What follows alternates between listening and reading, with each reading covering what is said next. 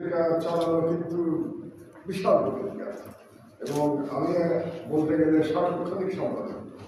সকাল 10টা থেকে রাত 8টা পর্যন্ত আমাকে কাজ করতে হয় এবং তার মধ্যে অনেক জায়গা থেকে আমন্ত্রণ আসে, বিভিন্ন জায়গায় বিশেষ অতিথি, প্রধান অতিথি, প্রধান বক্তা। তো অনেক ক্ষেত্রেই সে আমন্ত্রণ রক্ষা করা আমার পক্ষে সম্ভব হয়, কিন্তু আমি বিশ্ববিদ্যালয়গুলোতে আমন্ত্রণ রক্ষা করার চেষ্টা করি। কারণ হচ্ছে আমি এই বর্তমান যুগের তরুণ সমাজের কাছ থেকে শুনতে চাই, ওদের আশা আকাঙ্ক্ষা, ওদের স্বপ্নের কথা শুনতে চাই। আসলে এই সমস্ত অনুষ্ঠানে আমি বক্তব্য দিতে আসি না, প্রধানত আমি শুনতে আসি। আমরা তো বিদায়ী প্রজন্ম। আজকে যেমন প্রেস ক্লাবের একদল বিদায় নিয়ে গেল, নতুন দল দায়িত্ব ছিল, আমরা তাই, আমরা বিদায়ী প্রজন্ম, আমরা চলে যাচ্ছি আর নতুনরা উঠে আসছে এবং নতুনরা উঠে আসছে বলেই আজকে আমি আপনাদের সামনে দাঁড়িয়ে বক্তব্য দিতে পারছি। কারণ এই নতুনরা যদি বিপ্লব না করত তাহলে আমার দেশ আবার প্রকাশিত হতো না, বাংলাদেশ ফ্যাসিবাদ মুক্ত হতো না এবং আমিও দেশে ফিরে আসতে পারতাম না, আমার নির্বাসিত জীবন শেষ করতে। এবং এই কারণে আমি জুলাই বিপ্লবের সকল সৈনিক, সকল শহীদ যারা আহত হয়েছেন কিংবা যারা আহত হননি কিন্তু লড়াই করেছেন, সবার প্রতি শ্রদ্ধা জানাই। এবং বিশেষ করে জাহাঙ্গীরনগর ইউনিভার্সিটি যে ছেলেরা লড়াই করেছে, যে ছেলেমেয়েরা লড়াই করেছে, যে শিক্ষকরা লড়াই করেছেন, তাদের সবার প্রতি আমার শ্রদ্ধা, আমার সালাম। তো আজকে কোনো তাত্ত্বিক কথা আমি বলবো না, তত্ত্ব কথা আপনারা তো সারাদিনই শোনেন, বিশ্ববিদ্যালয় তো তত্ত্বেরই জায়গা। আমি একটু ব্যবহারিক কথা বলবো আপনাদেরকে সংক্ষেপে, অনেকক্ষণ বক্তৃতা শোনা হয়ে গেছে আমাদের। যে ব্যবহারিক সাংবাদিকতাটা কি, ব্যবহারিক সাংবাদিকতার চ্যালেঞ্জটা কি, এটা একটু আপনাদের সাথে শেয়ার করব। আমি দেখতে পেয়েছি আমার অভিজ্ঞতায় যে ব্যবহারিক সাংবাদিকতায় চারটি চ্যালেঞ্জ। চারটি চ্যালেঞ্জ হচ্ছে যে আপনি বস্তুনিষ্ঠ থাকতে পারবেন কিনা, তার জন্য চারটি চ্যালেঞ্জ। 1 নম্বর চ্যালেঞ্জ হলো যে আপনি কোনো কর্পোরেট মালিকানার অধীনে আছেন কিনা, মানে পত্রিকাটি একটি কর্পোরেট পত্রিকা কিনা। যদি কর্পোরেট পত্রিকা হয়ে থাকে তাহলে আপনি একটা বাধার মুখে আছেন, আপনি স্বাধীন সাংবাদিকতা করতে পারবেন না, কারণ কর্পোরেট ইন্টারেস্ট আপনার কলমকে আটকে দেবে। এটা গেল 1 নম্বর বাধা।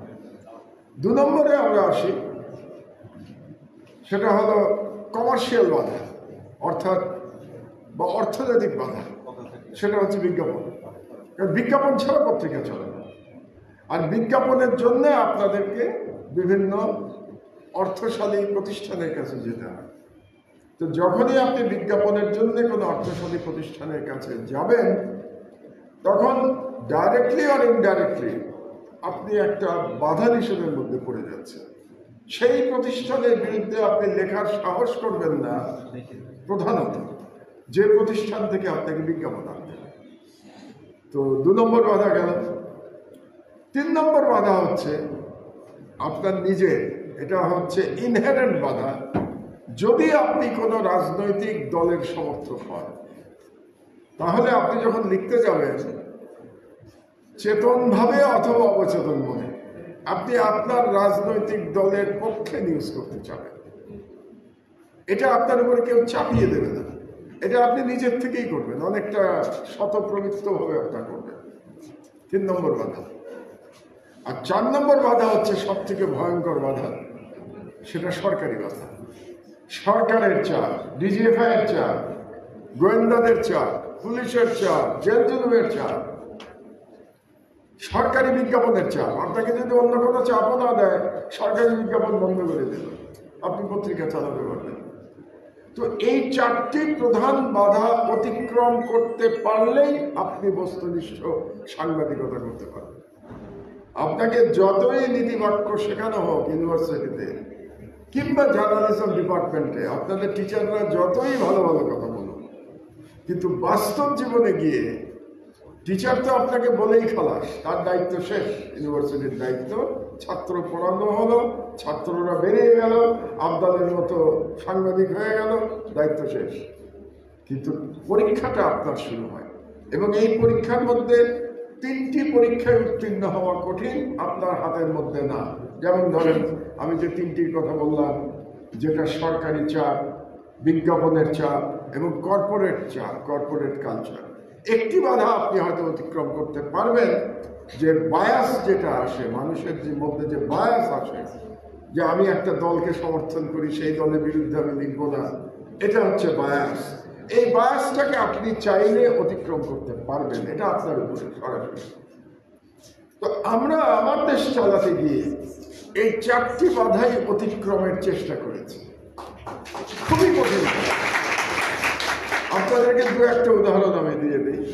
যেমন আমারও তো একটা রাজনৈতিক বিশ্বাস আছে, কিন্তু সেই রাজনৈতিক বিশ্বাসকে অতিক্রম করে আমি লেখার চেষ্টা করি, আমার বক্তব্য দেওয়ার চেষ্টা করি, এবং সেই কারণে দেখা যায় যে কোনো রাজনৈতিক দলই আমার প্রতি সন্তুষ্ট হয় না, কারণ কাউকেই আমি পুরোপুরি খুশি করতে পারি না। যেমন গত বুধবারে আমার একটা মন্তব্য প্রতিবেদন দেখি, আমি প্রত্যেক বুধবারে মন্তব্য প্রতিবেদন দেখি, এটা আমি সেই নয়া দিগন্ততে লেখা থেকে শুরু করেছি 2007 সাল থেকে, মানে গত 18 বছর ধরে লিখে যাচ্ছে। তো 2007 সাল থেকে আমি বুধবারে লিখি, এখনো তাই লিখি আমি বুধবারে। গত বুধবারে ছিল, সেটার হেডিং ছিল সবাই এই সরকারকে দুর্বল ভাবছে। তো ওখানে আমি লিখলাম, আপনারা যারা পড়েছেন, আমি জানি না কতজন পড়েছেন, আপনারা পড়লে দেখবেন সেটার মধ্যে সরকারের সমালোচনা আছে, ছাত্রদের সমালোচনা আছে, বিএনপির সমালোচনা আছে, ভারত আমেরিকা এগুলো তো আছেই, এটা না হয় বাদে দিলাম। কাজেই এখন যারা শক্তিশালী, সরকার, ছাত্ররা এবং বিএনপি, তারা সবাই অসন্তুষ্ট হবেন আমার লেখা এবং আজকের একটা উদাহরণ নেই। আজকে যারা খবরের কাগজটা পড়েছেন, আজকের হেডিংটা কি? আজকের হেডিং হচ্ছে ট্রানজিটে পুরো ফায়দা ভারতে। আজকের হেডিং হচ্ছে ট্রানজিট নিয়ে, যে ট্রানজিট শেখ হাসিনা দিয়ে গেছে, ট্রানজিটে পুরো ফায়দা ভারতে। কিন্তু তার শোল্ডারে আর একটা লাইন আছে, সেটা হলো দেবপ্রিয়র তত্ত্ব ভুল প্রমাণিত। এই দেবপ্রিয় এখন খুব শক্তিশালী মানুষ, এই সরকারের মধ্যে প্রভাবশালী মানুষ, শ্বেতপত্র কমিটির প্রধান। কারণ এই ডক্টর দেবপ্রিয় 2007-8 সালে একচেটিয়াভাবে ট্রানজিটের পক্ষে ওকালতি করেছেন। তিনি সিপিডির প্রধান ছিলেন, তিনি এবং রেমাজ জমান, খুবই নামকরা ইকোনমিস্ট, কিন্তু তারা মিলে বাংলাদেশের সর্বনাশ করেছে। তারা 2007-8-এ এই ট্রানজিট দেওয়ার পক্ষে প্রতিদিন প্রায় সেমিনার করতেন, সব দামি দামি হোটেলে সেমিনার করতেন, সোনারগাঁ, ইন্টারকন্টিনেন্টাল, এইসব জায়গায় সেমিনার করতেন এবং বলতেন যে কানেক্টিভিটির দরকার, সুতরাং ভারতকে আমাদের দিয়ে দিতে হবে। এবং তখন আমরা গল্প শোনাতেন যে যদি ট্রানজিট দেওয়া হয়, তাহলে ট্রানজিটের থেকে যে আয় হবে সেখান থেকে বাংলাদেশ নাকি সিঙ্গাপুর হয়ে যাবে। এবং তারা বলতেন ট্রানজিট থেকে কমপক্ষে $1 বিলিয়ন আমরা আয় করব, কমপক্ষে প্রতি বছর $1 বিলিয়ন। তো ট্রানজিট দিয়েছে হাসিনা আজকে কত বছর? 16 বছর। 2009 থেকে আজ পর্যন্ত 16 বছর। এই 16 বছরে ট্রানজিট থেকে শুল্কে আয় কত হয়েছে জানেন আপনারা? 37 লাখ টাকা। 16 বছরের টোটাল আয় 37 লক্ষ টাকা। এবং এই ট্রানজিট দেওয়ার জন্য আমাদের নিরাপত্তা তো বিঘ্নিত হয়েছে। আমাদের সরকারের কত টাকা খরচ হয়েছে জানেন এই ট্রানজিট দেওয়ার আয়োজন করতে গিয়ে? ইনফ্রাস্ট্রাকচার ডেভেলপমেন্টে 7,000 কোটি টাকা। বাংলাদেশের 7,000 কোটি টাকা খরচ করে আপনি 16 বছরে আয় করেছেন 37 লাখ টাকা, এবং বাংলাদেশের সার্বভৌমত্ব বিকিয়ে দিয়েছে। কারণ ট্রানজিট এমনভাবে করা হয়েছে, রাস্তাঘাট এমনভাবে করা হয়েছে যাতে ইন্ডিয়ান মিলিটারি খুব সহজে বাংলাদেশের এক প্রান্ত থেকে অপর প্রান্তে যেতে পারে। প্রধান উদ্দেশ্য হচ্ছে তাদের যে 7 সিস্টার, এটাকে রক্ষা করা, এবং চায়নার সাথে যদি কোনোদিন যুদ্ধ হয় তাহলে ওই যুদ্ধে বাংলাদেশের ভেতর দিয়ে তাদের আর্মি অ্যান্ড আর্মামেন্ট এগুলো যাওয়া আসা করবে, এটা হচ্ছে প্রধান উদ্দেশ্য। এবং এই কাজে বুঝে অথবা না বুঝে ডক্টর দেবপ্রিয়, ডক্টর রেহান সোভান এনাদের মতো লোকজন ওকালতি করেছে। তাহলে তারা দেশের কি ভালো করেছেন না খারাপ করেছেন আপনারা বিবেচনা করবেন। তো এই জন্যই বলছিলাম, তো আমরা এটার ঊর্ধ্বে উঠে চেষ্টা করেছি। তো বর্তমান সরকারও তো আমার প্রতি অসন্তুষ্ট হবে। আজকের হেডিংয়ে তো বর্তমান সরকার অসন্তুষ্ট হবে, ডক্টর ইউনূসও অসন্তুষ্ট হতে পারেন, কারণ ডক্টর দেবপ্রিয় তো তারই সিলেকশন। ডক্টর ইউনূস তো ডক্টর দেবপ্রিয়কে শ্বেতপত্র কমিটির প্রধান বানিয়েছেন। কাজে আজকের এই হেডে এই খবর এই সরকারের বিরুদ্ধেও যাচ্ছে, হাসিনার বিরুদ্ধে তো যাচ্ছে। হাসিনা তো এখন অতীত, বর্তমান সময়। তো সুতরাং আমরা সরকারকে তোয়াক্কা করি না, মানে সরকার অসন্তুষ্ট হবে জেনে আমরা এই সংবাদ করি। কদিন আগে, এটা আপনারা যারা মিডিয়ার ছাত্রছাত্রী তারা বুঝবেন বেশি অন্যদের তুলনায়, সেটা হলো কদিন আগে আমরা একটা লিড নিউজ করেছি যে বাংলাদেশের বিজ্ঞাপন বাজার নূর জাকের পরিবারের দখলে। বাংলাদেশের বিজ্ঞাপন বাজারের অ্যামাউন্ট হচ্ছে বছরে 4,000 কোটি টাকা। এই 4,000 কোটি টাকার 80% কন্ট্রোল করে দুটি পরিবার, দুটি পরিবারের একটা অ্যাসোসিয়েট আসাদুজ্জামান নূর এবং আলী জাকের। তারা দুই পরিবারের যে এশিয়াটিক, এই এশিয়াটিক কোম্পানি বাংলাদেশের বিজ্ঞাপন বাজারে 80% কন্ট্রোল করে। তার মানে 4,000-এর 80%, 4 × 32, 3,200 কোটি টাকার মার্কেট তারা কন্ট্রোল করে। তা এবং অনেক মিডিয়া আছে, টেলিভিশন, নিউজ পেপার, যাদের বেতন হয়, এরা বিজ্ঞাপন দিলে বেতন হবে, বিজ্ঞাপন না দিলে বেতন হবে না। আর আমার দেশ লিড করছে তাদের বিরুদ্ধে, লিড নিউজ।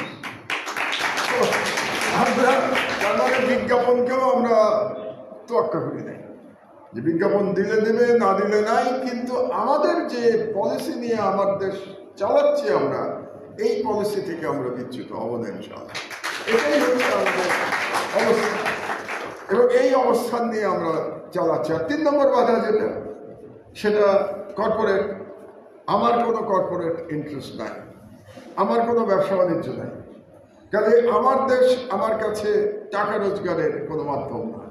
আমার দেশ আমার কাছে বাংলাদেশের স্বাধীনতা সার্বভৌমত্ব রক্ষা করার মাধ্যম। আমার মনে আছে, আপনাদের পুরোনো একটা গল্প বলি। গল্প বললে তো 18 বছরের গল্প দীর্ঘ সময় ধরে বলা যায়। ছোট একটা গল্প, আবদালের নিশ্চয়ই মনে আছে। তখন আমি বন্দি, 2013 সালে আমি কিন্তু 4 মাস আমার পত্রিকা অফিসে গৃহবন্দী ছিলাম। চারদিকে পুলিশ আর্মি পাহারা দিত সারাক্ষণ। আমি অফিস ছাড়তাম না। কেন ছাড়তাম না? আমার কাছে খবর ছিল যে আমি যদি অফিস ছাড়ি তাহলে আমাকে গুম করা হবে। তো গুম করা মানে তো আপনি বোঝেনি যে কি করা হবে। আমি ভাবলাম যে এটা তো খুব বুদ্ধিমানের কাজ হবে না। কাজে আমাকে হাসিনা যদি অ্যারেস্ট করতেই চায়, তাহলে তাকে পত্রিকা অফিস থেকেই আমাকে অ্যারেস্ট করতে হবে, যাতে করে সেটা প্রমাণিত থাকে, আমাকে গুম করতে না পারে অন্তত। তো সেরকম অবস্থায় আমার নামে আর্মি থেকে, আমার নামে বলতে না, তারা একটা আর্মি একটা সংবাদ সম্মেলন করে বললো একটা সামরিক অভ্যুত্থানের একটা অ্যাটেম্পট হয়েছে। ভুয়া, পুরো জিনিসটা ভুয়া। সামরিক অভ্যুত্থানের একটা অ্যাটেম্পট হয়েছে এবং অ্যাটেম্পটের সাথে মাহমুদুর রহমান জড়িত। তো এটা আসার পরে অন্য লোক হলে ভয় পেয়ে যেত, স্বাভাবিক। সামরিক অভ্যুত্থানের অ্যাটেম্পটের সাথে মাহমুদুর রহমানকে জড়িত, তো আমাকে ধরে নিয়ে ফায়ারিং স্কোয়াডে দিতে পারে, ইজি, তুমি রাষ্ট্রদ্রোহ করেছ। আমি কি করলাম? আমি একটা খোলা চিঠি লিখলাম ওই পত্রিকা অফিসে বসে বসে, এবং খোলা চিঠি লিখে আমি ইমেলে পাঠালাম, পত্রিকাতে ছাপিয়ে দিলাম। এবং খোলা চিঠির একটা সেন্টেন্স ছিল, এটাই বলার জন্য এই গল্পটা বললাম। খোলা চিঠির একটা সেন্টেন্স ছিল, আমি আর্মিকে উদ্দেশ্য করে বলেছিলাম তখন 2013 সালে, যে বাংলাদেশের স্বাধীনতা রক্ষা করবার যে দায়িত্ব বাংলাদেশ সেনাবাহিনীর উপরে ছিল, সেই দায়িত্ব আমার দেশ গ্রহণ করেছে কারণ আপনারা ব্যর্থ হয়েছেন বাংলাদেশের আমি লিখছি বাংলাদেশ সেনাবাহিনীকে যে আপনারা বাংলাদেশের সার্বভৌমত্ব রক্ষা করতে ব্যর্থ হয়েছেন কারণ শেখ হাসিনা বাংলাদেশের সার্বভৌমত্ব ভারতের কাছে দিল্লির কাছে দিয়ে দিয়েছে এবং আপনারা বসে বসে দেখছেন তার বিরুদ্ধে প্রতিবাদ করছে একমাত্র আমার দেশ। সেই অবস্থান থেকে আমরা তখনও সরি নাই, আজও সরি নাই, ভবিষ্যতেও সর্বদা ইনশাল্লাহ যতদিন এই পত্রিকা চালাবে। আমি খুব আনন্দিত হই যখন আমি এই তরুণ চেহারাগুলোকে দেখি, আমি বাংলাদেশের ভবিষ্যৎ দেখতে পাই। এবং 6 বছর আমি নির্বাসনে ছিলাম, নির্বাসনে ফিরে এসে আমি বলতে চাই আমি একটা নতুন বাংলাদেশে ফিরে এসেছি, যেখানে আমি তরুণদের দেখতে পাচ্ছি তারা দেশপ্রেমে উজ্জীবিত।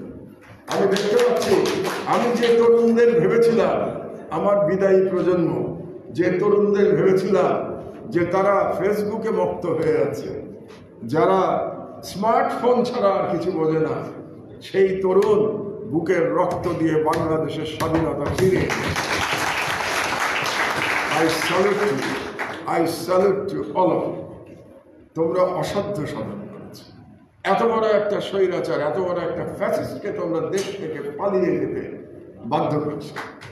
সুতরাং আমি বাংলাদেশের ভবিষ্যৎ উজ্জ্বল দেখতে পাই এবং আজকে আমি জাহাঙ্গীরনগর ইউনিভার্সিটিতে এসে আরো আনন্দিত হয়েছি। এই জন্যে আমি জানি এই জুলাই বিপ্লবে জাহাঙ্গীরনগর ইউনিভার্সিটির একটা বিরচিত ভূমিকা ছিল।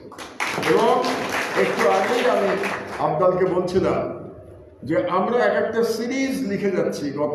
আমাদের আজকে পত্রিকার বয়স 43 দিন, মানে নতুন বাংলাদেশে 43 দিন বয়স। তো আমি বলছিলাম আমরা একটা সিরিজ লিখছি, আলেমদের উপরে অত্যাচারের কাহিনী আমরা লিখে গেছি 43 দিন ধরে। তোমরা যারা পত্রিকা পড়েছো তারা নিশ্চয়ই দেখেছো। আলেমদের বাংলাদেশের মেইন স্ট্রিম মিডিয়াতে কখনো তুলে ধরা হয় নাই, তাদেরকে ক্লাস মনে করা হয় নাই। বাংলাদেশের এলিট মিডিয়া আলেমদের ক্লাস মনে করে নাই যে তাদের কাহিনী এলিট মিডিয়ায় লেখা হবে। আমরা সেই বৃত্ত ভেঙে দিয়েছি।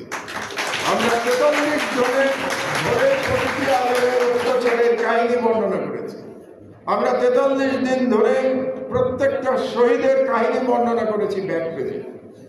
এবং আমি একটু আগে আপনাদেরকে বললাম, এখন আমরা এই জুলাই বিপ্লবে যেসব ইউনিভার্সিটির বিরচিত ভূমিকা ছিল তাদের কাহিনী আমরা বর্ণনা করতে চাই। এবং আমি শুরু করতে চাই জাহাঙ্গীরনগর ইউনিভার্সিটি। আমাদের একজন প্রতিনিধি আছে তোমাদের এখানে, তোমরা তাকে চেনো। তার উপর দায়িত্ব থাকলো সমস্ত কাহিনী বর্ণনা করে আবদুল আহমেদকে পাঠানোর জন্য। আবদুল আহমেদেরও দায়িত্ব, এখানকারই এলাম নাই, কাজে তারও দায়িত্ব এটা করা। কিন্তু আমি চাই জাহাঙ্গীরনগর ইউনিভার্সিটি দিয়ে এই কাহিনী বর্ণনা শুরু। কারণ ওই সময় আমি তুরস্কে ছিলাম যখন তোমরা বিপ্লব করছিলে। আমার দুর্ভাগ্য আমি তোমাদের পাশে দাঁড়িয়ে লড়াই করতে পারি নাই। লড়াই আমার মতো করে আমি করেছি, রক্ত আমারও ঝরেছে, তোমাদের মতো করে এইবার পারি নাই। কিন্তু তুরস্ক থেকে আমি দেখতাম যে জাহাঙ্গীরনগর ইউনিভার্সিটির শিক্ষকরা, ছাত্র ছাত্রীরা কি বিরচিত সংগ্রাম করছে, এটা তুরস্ক থেকে। আমার বক্তব্য শেষ করার আগে একটু শেখ হাসিনাকে ধন্যবাদ দিয়ে নিই। 1 নম্বর ধন্যবাদ, শেখ হাসিনা আমাকে সম্পাদক বানিয়েছে।